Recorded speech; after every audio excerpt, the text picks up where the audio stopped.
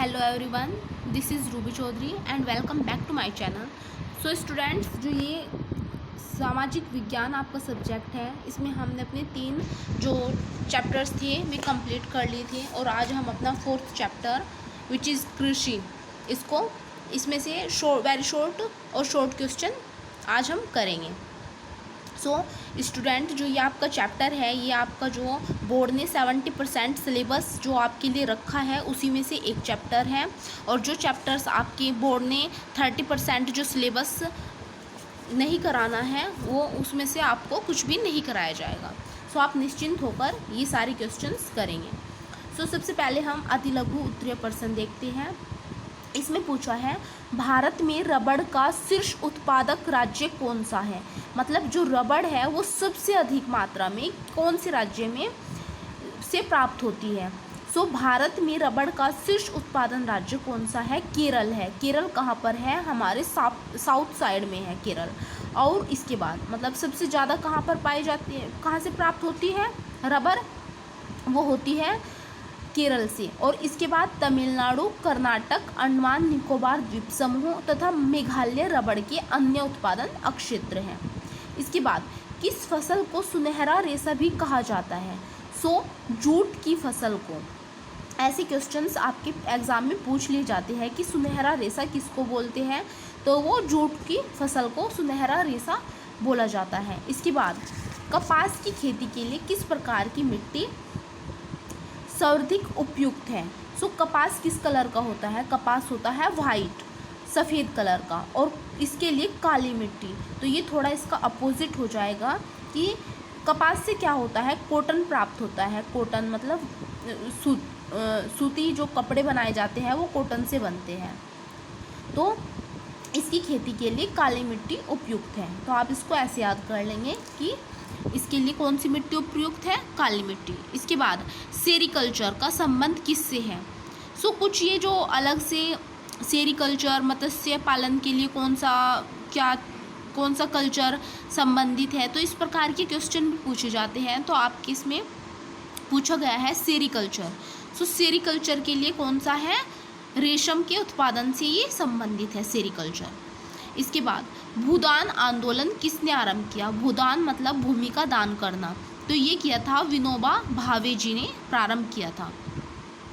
इसके बारे में जब डिटेल से पूछा जाएगा तो मैं आपको डिटेल से भी बता दूंगी। फिलहाल आपके जो वेरी शॉर्ट क्वेश्चन है उसमें इसी तरीके से पूछा गया है। इसके बाद लघु उत्तरीय में आप पहला क्वेश्चन देखेंगे, खाद्य सुरक्षा से आप क्या समझते हैं? खाद्य सुरक्षा मतलब जैसे गेहूँ, चावल, दलहन फसलें जो है, ये गन्ना, तो इन चीज़ों के लिए ये इनसे आप क्या समझते हैं इनकी सुरक्षा से?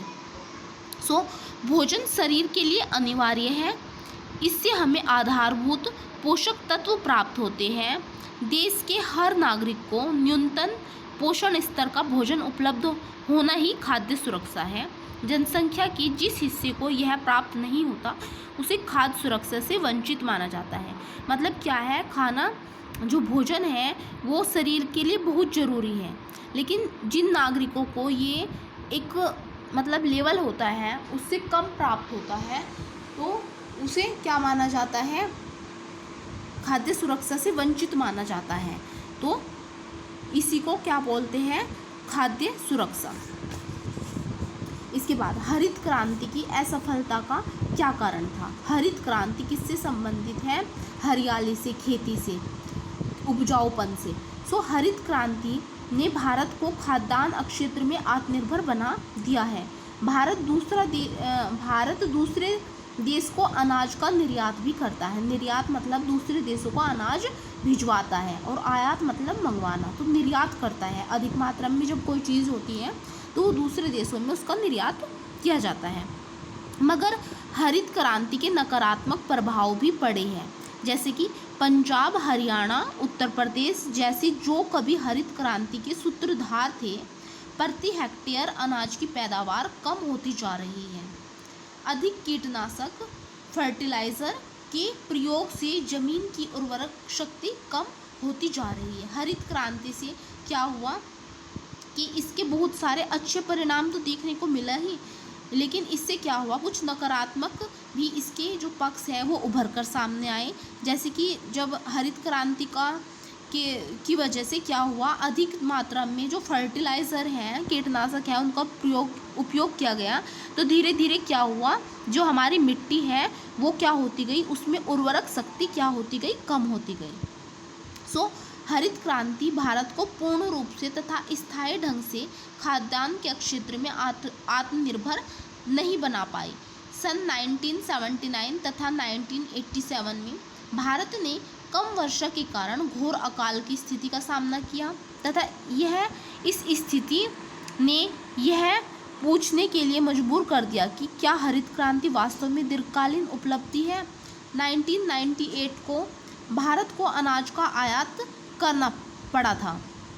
मतलब 1998 में क्या हुआ, जो देश दूसरे देशों को अनाज का निर्यात करता था उसे अनाज का आयात करना पड़ा, मतलब उसे अनाज दूसरे देश से मंगाना पड़ा। आज भी प्याज 2007 की स्थिति यही बनी हुई है।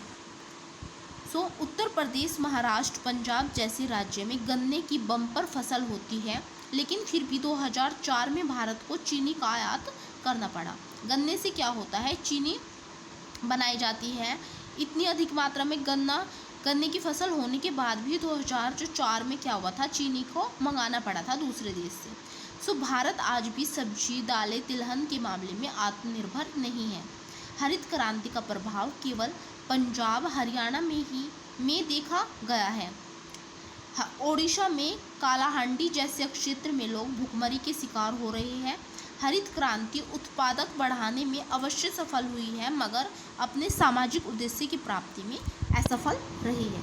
सो हरित क्रांति की असफलता के कारण क्या थे, इसमें अधिक मात्रा में जो फर्टिलाइज़र है, मतलब कीटनाशक है, उसका प्रयोग होना। अब भारत सरकार द्वितीय हरित क्रांति चलाने की योजना बना रही है, मगर द्वितीय हरित क्रांति का उद्देश्य खाद्यान्न में उत्पादन बढ़ाना नहीं है, बल्कि फूलों, औषधि पौधों, फल, तिलहन आदि के क्षेत्र में देश को आत्मनिर्भर बनाना है।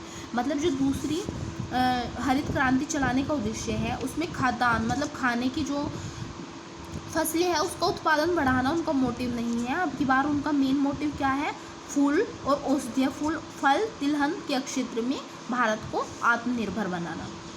सो आपको फ़िलहाल अपने ये 5 वेरी शॉर्ट और 2 शॉर्ट क्वेश्चन अपनी नोटबुक में करने हैं। इसके बाद जो भी कोई क्वेश्चन होगा मैं उसके लिए वीडियो अपलोड कर दूँगी। आई होप आपको यहाँ तक समझ आया होगा, और आप इसको, ये ज़्यादा नहीं है, आपको ये साथ के साथ इसको याद भी करके चलना होगा। सो मिलते हैं नेक्स्ट वीडियो में। जय हिंद, जय भारत। और अपने नोटबुक में ऊपर की साइड लेसन का नाम ज़रूर लिखना। सो जय हिंद, जय भारत। Thank you.